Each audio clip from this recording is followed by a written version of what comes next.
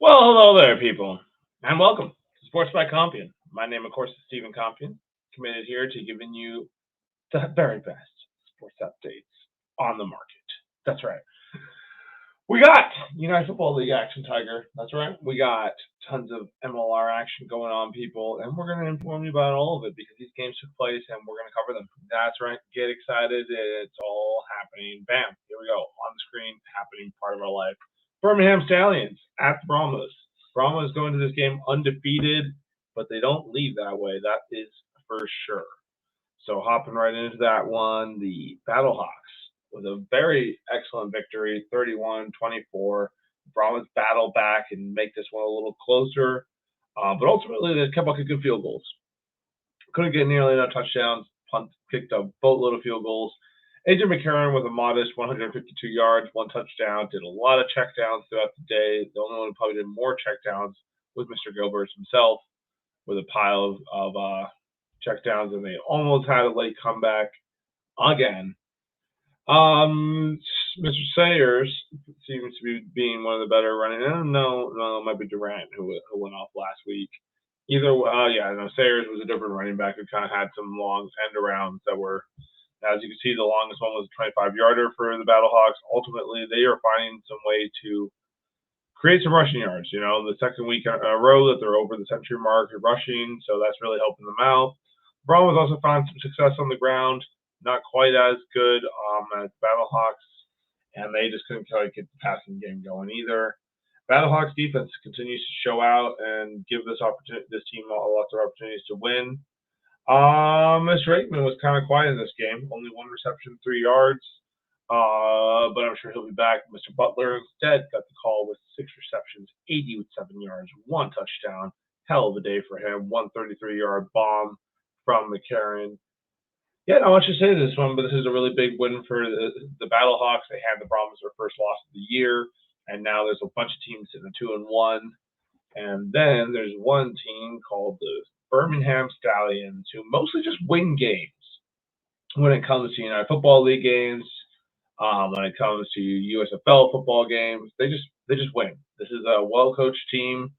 I think they've had the same coach going on year 3 now, where they've won back-to-back UFL championships. No, USFL. Anyway, they're going into their 3rd year now of existence, and they are starting to roll. Martinez looks like he has officially claimed the starting job over Corral. He looked great in this game, over 300 yards, probably I think the first time in this young United Football League season that a quarterback has done that. He looked great on the ground. He did have literally all day to throw the ball against a Showboat defensive line that really balled out last week against the Brahmas. Kind of surprising to see them not be able to put any pressure on the Stallions quarterbacks. I think it's Martinez, who was in there the whole game. But it just comes down to how good this Birmingham team is. They're so well coached. Cade had a huge day. Kane, huge day out of him. Former Indianapolis Colt as well as in Philadelphia Eagle. But yeah, over the century mark for him. Well over it by the 144 mark.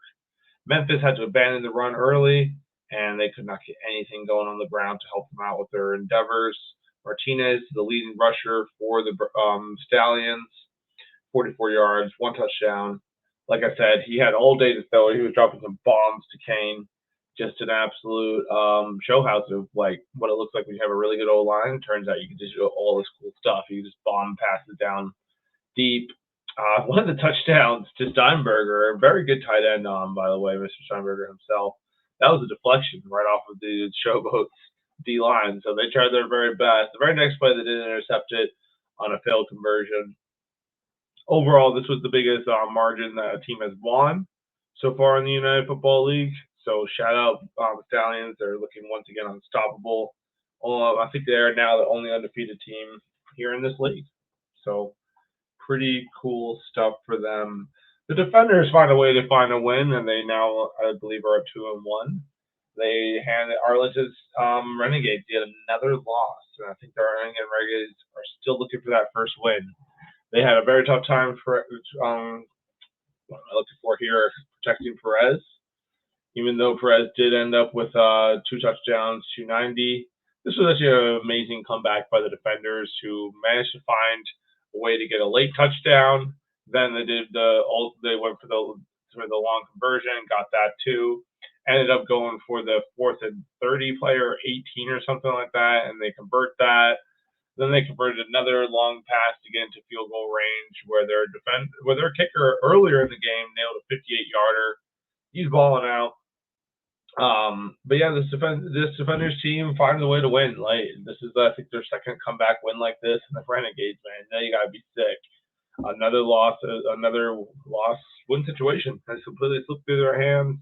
They were successful on the ground. 30 carries for 123 23 yards is a good day. Bonds, had 109 in the air and a touchdown. They were doing their thing on offense. 419 yards total. Ultimately fell apart against in the very last little while. The defenders put up 11 points in like 2 minutes. These rules are wild. They lead to some really interesting finals, which you love to see. There has been some tough times for the Renegades. They're still looking for their first win. Moving on, we got the Houston Roughnecks. They got their ass kicked by the Panthers. I mean, this score doesn't quite indicate how this game kind of went. Houston had an opening drive that led to a touchdown, but other than that, they could not seem to get it going on offense. They just kicked piles of field goals. The Panthers had a play in this game where they throw a touchdown pass to Mr. Simmons, and he just ran through like the whole freaking Roughnecks defense. It was ridiculous. The tackling was just absolutely atrocious on this play. Perry finds a touchdown in the air and two rushing touchdowns as well. I think he has like 4 or 5 rushing touchdowns in the year now. He gets around that, Perry. But yeah, the Roughnecks are also a team struggling for answers. I don't know if they've won a game yet. If they have, it's only been one. So they continue to get their asses kicked here in the United Football League. The Panthers playing some really good football. They ended up with 2 sacks in this game. Not totally crazy, but they did have 7 tackles for loss. So they're doing their thing. Do I have anything exciting to say about this one, Tiger? All right. No, we don't really. Other than Mr. Simmons running through the Roughnecks defense, which we mentioned. So let's have a look and see if we can see scoring. I'll go back here. Stand by, fine people at Sportside Compian, because we want to have a look at these conference levels. So yeah, as I mentioned, boatload of teams all sitting at 2-1. That's 4 teams in total of the 8. All sitting at 2-1. Battlehawks are now on top of the division because they did beat the Brahmas. I don't think the Defenders and Battlehawks have played yet, but they should be playing soon. And yes, Renegades and Roughnecks have yet to find the victory. Stallions undefeated. Showboats now have lost 2 in a row after getting manhandled by the Stallions. We'll see how this all shakes out, but so far it's looking pretty tough for anyone to stop the Stallions, don't you think, Tiger? Tiger is also part of this podcast, guys. All right, anyway, moving into the MLR because there was some things that happened there. Some MLR coverage. Look at that. So, LA was trying to play some rugby against Seattle, but it didn't really work out very well for them, as you guys can see by the score. I don't know if they realized there was a game going on. They should probably be involved. But Ricky Hattie was just running all over them. He had 2 tries at least. Dude has almost over 200 points in the MLR. That's pretty wild. That's a lot of points. He's been around since the initiation of the league, but still, he had a great game. Just took the ball at pace around the line. And when you're that close to the goal line, good luck stopping a big old boy like him just coming barreling through, taking that ball perfectly at pace around the line. Yeah, no, you're not going to stop that. LA couldn't stop anything for most of the day. Seattle Seawolves ran all over them. It was quite the day for the Seawolves, who claim yet another victory. I think they only have 1-2 losses on the year. Definitely still looking like one of the strongest teams. LA, this is the most they've been blown out by. They've been very close in most of their games, so not really sure what the deal was against on Saturday. But man, tough day at the office for sure. Kind of got their ass kicked by a much better team, and this is one of the biggest blowouts of the MLR season so far. Might be the biggest one, possibly. Anyway. Chicago Hounds find a win at home, Tiger. Let's fucking go, huh? Boys are on a roll. We got 2 wins in a row now. They absolutely destroyed Anthem. I did not make it to this game. Very sad. But shout out Christina Kukla. Sang the national anthem before this game, and I heard she did a fantastic job. So shout out Christina. Sorry I couldn't be there to support you, but great work on the singing. Anyway, Chicago Hounds taking care of business, man. They had 2 people with the hat tricks in this game. They had Higgy, the scrum half who was in there, and Higgins maybe. Either way, what was cool about him is he's kind of trying to work his way into being like a full-time starter for them. Jason Higgins, yeah. And he ended up with a hat trick, just perfect support lines all day through the many Chicago breaks that were taking place through the Anthem back line.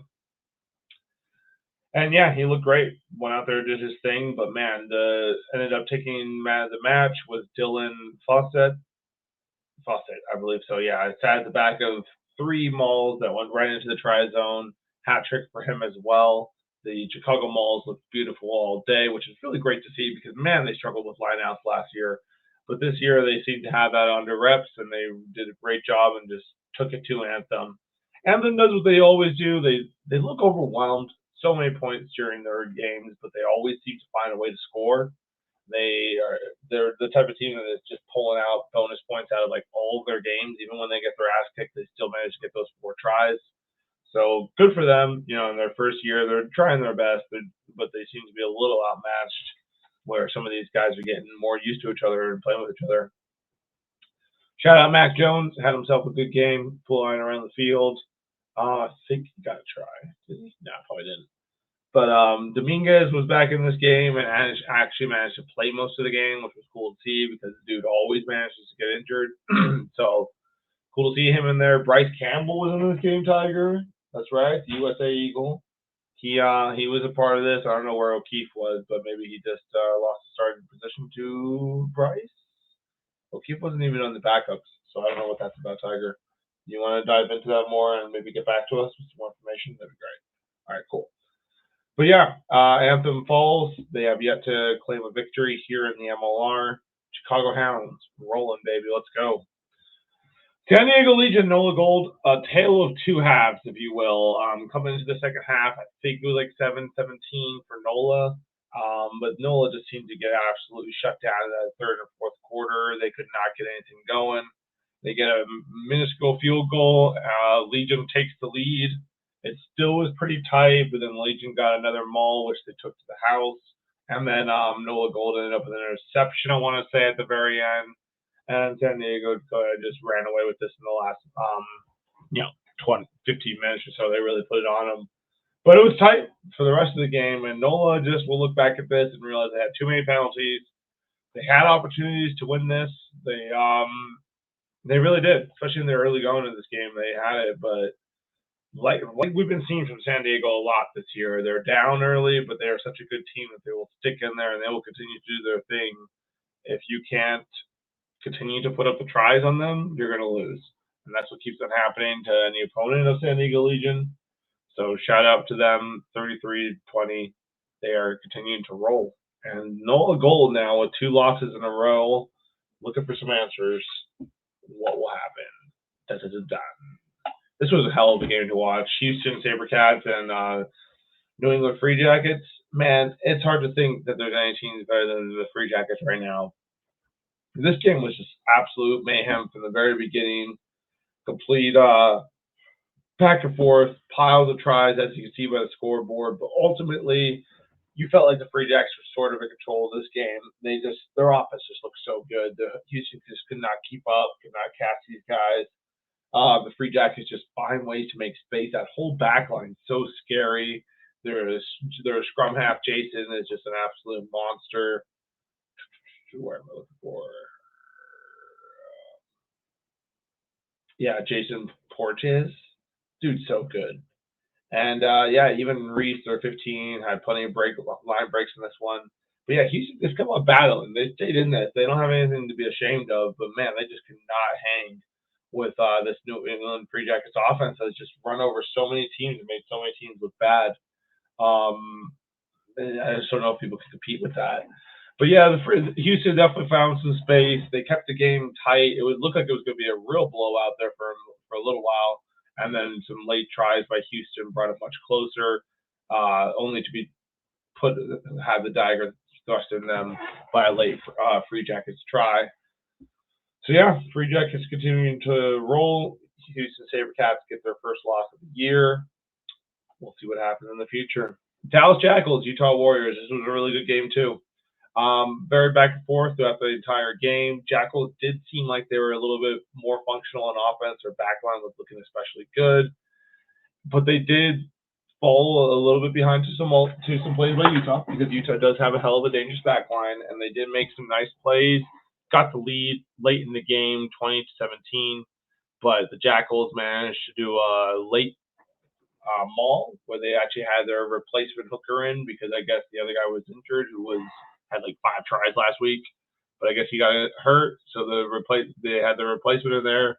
Kid managed to get it done though. The whole Jackal team came in there to support him. They all pushed it over the Utah line to secure a much needed win for Dallas. They are looking really good out there in that West Division. Definitely have everything in front of them. Utah with a disappointing loss. They're not looking great this year.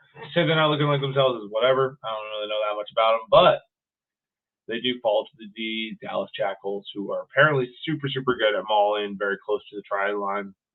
So yeah, ultimately that is round 6 or something of MLR, 7, something like that. Anyway, week 7. Yeah, week 7, round 7, week 7. It's rolling, guys. We're kind of getting towards the midway point. Playoffs are within sight. We kind of know more or less who these teams are going to be. The Free Jackets are going to be there. The Seawolves will be there. San Diego will be there. SaberCats are probably going to be there.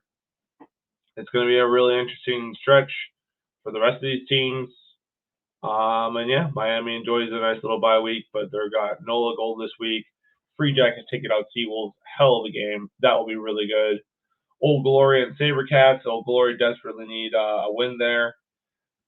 San Diego Legion and Utah. That's going to be tough for Utah. And then the Chicago Hounds host the LA, which Sportsnet Cup should be there, as long as we don't get, assaulted by the forces of darkness.